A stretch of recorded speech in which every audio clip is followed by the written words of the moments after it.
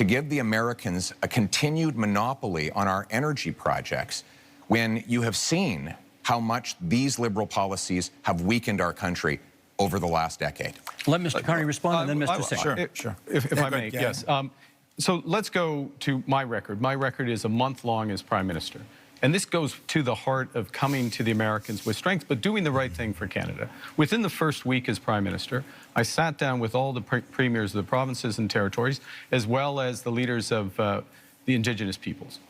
Got an agreement with all the provinces and territories, doesn't happen very often, got an agreement for them to have one Canadian economy instead of 13, first point. Secondly, to commit the federal government to do its part by Canada Day, so free trade in Canada by Canada Day. Thirdly, the federal government to commit with respect to project reviews. The question was about pipelines. I'm getting to it. Thirdly, one project, one review, and relying That's on not provincial. Yes, it is possible under our system. No, it is the impact assessment. It is agreed on under the impact assessment framework, and we have a cooperation agreement with British Columbia already.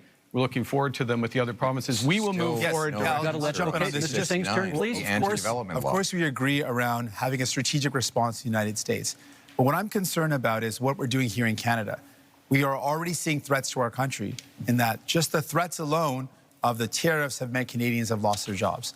The threats of the tariffs that are in place right now, the impact of those tariffs is that we've lost jobs in steel, aluminum, and the auto sector. People are already losing their jobs. And while, Mr. Carney, you had time, as you mentioned, not very long time, but as Prime Minister, you showed us your priorities.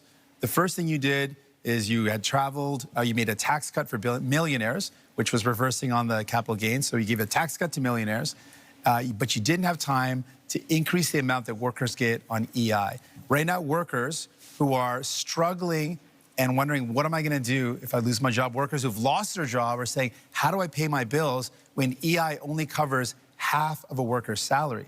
Maybe 40 years ago that would have worked, but right now most workers are spending their entire salary just to pay the bills, to pay their mortgage and their rent, and to put food on the table. So EI is not good enough, and it shows Canadians that you didn't make it a priority to protect those that are impacted by these tariffs, that are threatened because their